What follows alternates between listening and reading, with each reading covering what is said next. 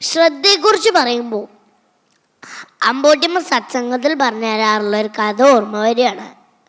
ഒരിക്കൽ 5 പേരെ കൃഷി ചെയ്യാൻ ചുമതലപ്പെടുത്തി.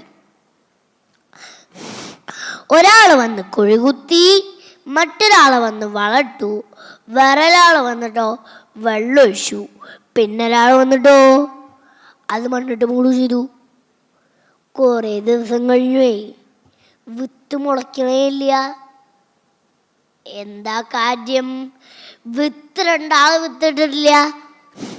ശ്രദ്ധയില്ലാത്ത കർമ്മം ഇതേപോലെയാണ്. ഉദ്ദേശിച്ച ഫലം കിട്ടില്ല. ഇനി നമ്മുടെ കർമ്മങ്ങൾ എങ്ങനെ ആവണം? നിഷ്കാമ കർമ്മങ്ങൾക്കാണ് സനാതനധർമ്മം മൂല്യം നൽകുന്നത്. ജ്ഞാനത്തോടെ ശ്രദ്ധയോടെ കർമ്മങ്ങൾ അനുഷ്ഠിച്ചാൽ അവ കർമ്മ